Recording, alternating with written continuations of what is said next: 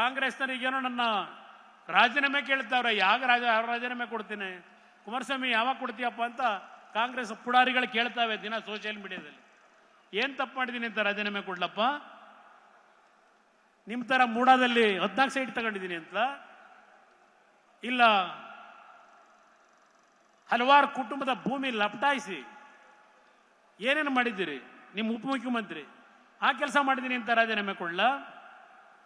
ನನ್ನ ಯಡಿಯೂರಪ್ಪನವರ ನಡುವೆ ವಿರೋಧ ಪಕ್ಷ ಆಡಳಿತ ಪಕ್ಷವಾಗಿ ನಮ್ಮ ಸಂಘರ್ಷ ನಡೆದಾಗ ಎಸ್, ನನ್ನ ಮೇಲೂ 4 ಕೇಸ್ಗಳು ಇದೆ. ಹಾಗಂತ ಹೇಳಿ ನಾನು ಎದುರು ಕೂರ್ತಿಲ್ಲ. ಸಾಯಿ ವೆಂಕಟೇಶ್ವರ ಚರ್ಚ್ ಯಾವ ತನಿಖೆ ಬೇಕಾದರೂ ಮಾಡ್ಕೊಳ್ಳಿ. ಜಂತ್ಕಲ್ಲು ನನ್ನ ಮೇಲೆ ಅಧಿಕಾರಿ ಏನೋ ಬರೆದು ಬಿಟ್ಟಿದ್ದ, ನನಗೆ ಗೊತ್ತಿಲ್ಲ, ನಾನು ಸೈನ್ ಹಾಕಿಲ್ಲ ಅಲ್ಲಿ.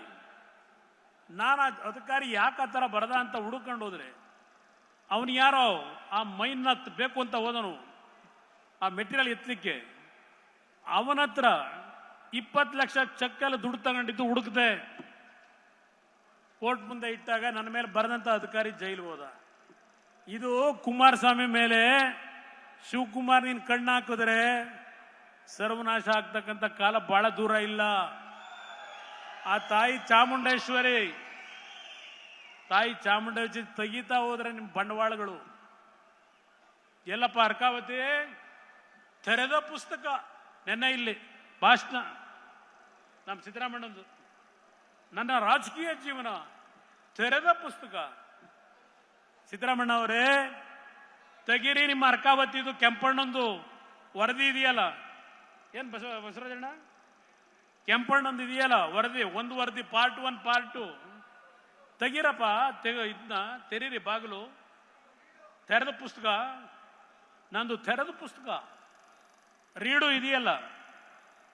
ನಿಮ್ಮ ಮಗನಿಗೆ ನಿಮ್ಮ ಅಧಿಕಾರ ದುರುಪಯೋಗ ಪಡಿಸ್ಕೊಂಡು ಅದೆಂಥದೋ ಹಿಂದ್ ಕ್ಲಿನಿಕ್ಕೋ ಎಂಥದೋ ಎಲ್ಲ ಬೆಂಗಳೂರಲ್ಲಿ ಕೊಟ್ಟವರಲ್ಲ, ಮಲ್ಲೇಶ್ವರದಲ್ಲೂ ಇರ್ಬೇಕೇನೋ ಹಿಂದ್ ಕ್ಲಿನಿಕ್ ಎಂಥದೋ ಇದೆಯಲ್ಲ ಸರ್, ಅವ್ರ ಮಗಂದು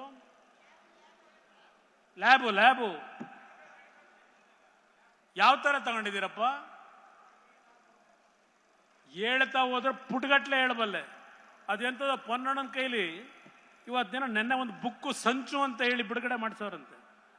ನಾನೇನು ಅನ್ಕೊಂಡೆ, ಪೊನ್ನಣ್ಣ ಬರೆದಿರೋದು ಹಿಂದೆ ರಾಮಕೃಷ್ಣ ಹೆಗಡೆ ಅವರ ಕಾಲದಲ್ಲಿ ನಮ್ಮ ಒಡೆಯನ ಸುಪ್ರದ ಪುಟ್ಟಸ್ವಾಮಿಗೌಡರು ಇದ್ರು, ನಮ್ಮ ಬಿ ಶಿವಪ್ಪನವರಿದ್ರು, ಇಬ್ಬರು ಕೈನಲ್ಲೋ ರಾಮಕೃಷ್ಣ ಹೆಗಡೆ ಅವರು ದೇವೇಗೌಡರ ಮೇಲೆ ಅದೇ ಎಂಥದ್ದು ಈಗ ಬರ್ದವ್ರು ಅಲ್ಲೆಲ್ಲ ನಮ್ಮ ಮೈಸೂರು ಸರ್ಕಲ್ ಎಲ್ಲ ಹಾಕವ್ರಲ್ಲ, ದೇವೇಗೌಡರ ಕುಟುಂಬದಲ್ಲಿ ಇಷ್ಟು ಸೈಟು.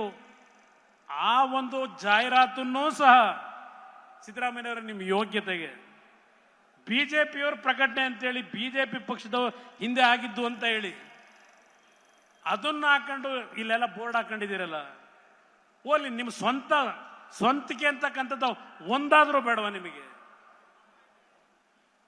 ನಾನು ಆ ಒಂದು ಸಂದರ್ಭದಲ್ಲಿ ನಡೆದಿತ್ತಲ್ಲ ಸಂಚು, ಇವರಪ್ಪ ಆಗ ನಡೆಸಿದ್ದು ಸಂಚು ಪುಟ್ಟಸ್ವಾಮಿಗೌಡನ ಜೊತೆ ಸೇರಿ ಎ ಕೆ ಸುಬ್ಬಯ್ಯನವರು, ಆ ಸಂಚಿನ ಪುಸ್ತಕ ಏನಾದರೂ ಬಿಡುಗಡೆ ಮಾಡ್ತಾರೇನೋ ಅನ್ಕೊಂಡಿದ್ದೆ ನಾನು.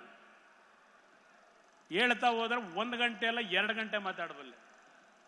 ಸಿದ್ದರಾಮಯ್ಯನವರಿಗೆ ಒಂದು ಕೊನೆದಾಗಿ ಹೇಳ್ತಾನೆ, ಅಧಿಕಾರ ಯಾರಿಗೂ ಶಾಶ್ವತವಲ್ಲ. ಈ 1.5 ವರ್ಷದಲ್ಲಿ ಏನು ರಾಜ್ಯಕ್ಕೆ ಕೊಡುಗೆ ಕೊಟ್ಟಿದ್ದೀರಿ ನೀವು?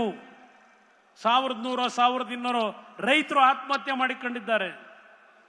ಆ ಶಿರೂರಿನಲ್ಲಿ ಒಂದು ಕುಟುಂಬದಲ್ಲಿ 3 ಜನ ಹೆಣ್ಣು ಮಕ್ಕಳು, ಆ ತಂದೆ ಇನ್ನೂ ಹುಡುಕ್ಲಿಕ್ಕಾಗಿಲ್ಲ. ಆ ಏನಾದ್ರು ಪರಿಹಾರ ಕೇಳಿದ್ರೆ ಅವ್ರ ತಂದೆ ಬಾಡಿ ಸಿಗದೆ ಹೋದ್ರೆ ಇನ್ನೂ 7 ವರ್ಷ ನಾವು ಪರಿಹಾರ ಕೊಡೋಕ್ಕಾಗಲ್ಲ ಅಂತೀರಿ ಕಾನೂನುಬದ್ಧವಾಗಿ. ಒಂದು ಮಾನವೀಯತೆ ಬೇಡ ನಿಮಗೆ? ಇವತ್ತು ಹಲವಾರು ಭಾಗದಲ್ಲಿ ಮತ್ತೆ ಪುನಃ ಗುಡ್ಡಗಳ ಕುಸಿತ, ಜಲಾವೃತವಾಗಿದೆ, ಬೆಳೆದಂತ ಬೆಳೆ ನಷ್ಟ ಆಗಿದೆ. ಅನುಕ್ಷಣದ ಸುದ್ದಿಗಳಿಗಾಗಿ ವಿಸ್ತಾರ ನ್ಯೂಸ್ ಯೂಟ್ಯೂಬ್ ಚಾನೆಲ್ ಸಬ್ಸ್ಕ್ರೈಬ್ ಮಾಡಿ. ಹೊಸ ಸುದ್ದಿಗಳ ನೋಟಿಫಿಕೇಶನ್ಗಾಗಿ ಬೆಲ್ ಐಕಾನ್ ಕ್ಲಿಕ್ ಮಾಡಿ. ಲೇಟೆಸ್ಟ್ ಅಪ್ಡೇಟ್ಸ್ಗಾಗಿ www.vistaranews.com ವೆಬ್ಸೈಟ್ಗೆ ವಿಸಿಟ್ ಮಾಡಿ. ಅಂಗೈಯಲ್ಲೇ ಜಗತ್ತಿನ ಸುದ್ದಿ ತಿಳಿಯಲು ವಿಸ್ತಾರ ನ್ಯೂಸ್ ಕನ್ನಡ ಆಪ್ ಡೌನ್ಲೋಡ್ ಮಾಡಿ.